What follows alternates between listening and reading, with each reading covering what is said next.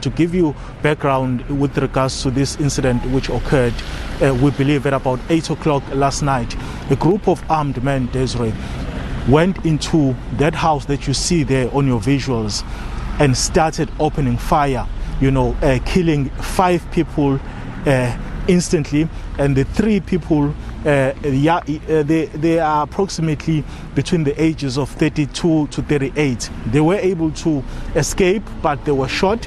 3 of them went to hospital, and we've since been informed by our sources now that another one has now, passed on, so bringing the number of fatalities to 6 now. We have been, Desiree, able to speak to the family of one of the victims who was, brutally killed in this incident, and the family is basically in shock, saying that they don't want to speak to us for now. They are still, trying to, speak to other community, other family members to see how they are going to approach this, because they are as shocked as everyone else in this very community of W section here in Umlazi. And when we were making our way here, Desiree, we were told by some of the residents that it's really not safe even for us members of the media to be around this area because of the violence that has engulfed this community. Also bearing in mind that on Sunday a similar incident happened here where 6 people were shot dead. Desiree.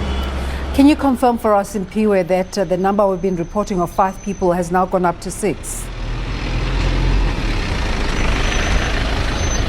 Those are the reports that we are getting on the ground, Desiree, saying that one of the victims has now passed on. He was in hospital. He has since passed on, which now brings the number to 6 of those who, tragically lost their lives here. The motive, Desiree, for this killing is still not known at this very moment, but, there are reports that it could be, related to, the community of this area here with regards to gangs and drugs.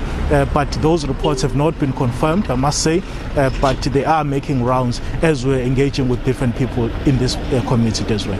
We were talking to Brigadier J. Naika earlier, and I neglected to ask him this question. Are there concerns about the amounts of illegal arms that are out there in the community, Simphiwe? Is there any conversation around this, especially with the police in that area? Well, certainly, Desiree, and if you speak about this community of Umlazi, which is one of the biggest townships in this province of KwaZulu-Natal, you will recall that according to the latest, crime statistics released by the police minister and the National Police Commissioner, they do paint a very bleak picture in terms of the killings which occur in this community. So those killings are usually, as a result of the illegal firearms that are, scattered all over, this community of Umlazi. And many people that we have been speaking to say that they don't feel safe. We know, of course, that the South African National Defence Force, deployed some members to be stationed at specific areas within the province of KwaZulu-Natal, following, of course, the unrest, and together with the police. But it would seem that has not deterred the people, from conducting such, acts of criminality, Desiree. I hear you talking about reports of gang violence and drug-related incidences. Are there any reports about why this surge now? Is there any particular incident that has caused this upsurge in murders in Umlazi at this period?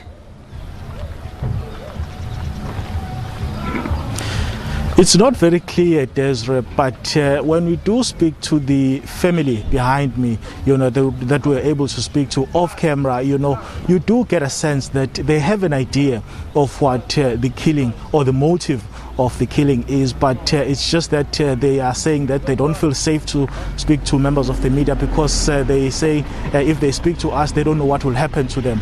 So we are in that situation where there is knowledge with regards to the motive, but the family members are saying at this very moment they will not be in a position to talk to us about what may be the motive behind the killings, Desiree. Is the community living in fear at this moment, Simphiwe? Certainly, Desiree, and as we're just making our way here, we saw onlookers, some of them approaching us saying that how did we hear about this incident, and most of them basically saying that they do want to express their, their fear with regards to the situation that is unfolding, but saying that they will not be speaking to us on camera, only speak to us off camera, because they fear, who may be watching and who may be listening, and they don't know what may happen to them eventually. Okay, just give us a sense as you were driving to the area. What is your impression of just the community? Give us your sense as you were driving through.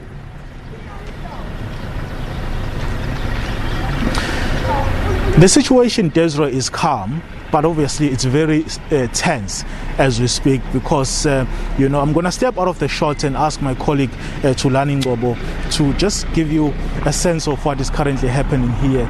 You see some family members, Desiree, still trying to console each other, speak to each other about what has just happened. That's the sense that you get from ordinary community members here, the sense of shock, the sense of sadness, the sense of fear that has engulfed this community of Umlazi, Desiree. Many of them, Desiree, say that these acts, these killings, have shocked them, but they obviously know that the issue of crime in the area is quite a serious one, and they are calling on law enforcement authorities to actually get to the bottom of the killings that have just recently happened, especially with the latest one happening yesterday at night. There's at about 8:30, we believe, when that group of armed men stormed that house, killing 6 people. Many of the victims, Desiree, they are actually not from the same family. They were just sitting in that house there, but they are from different families. Some of them are not even from this area where we are, Desiree. Simphiwe, thank you so much for giving us an update.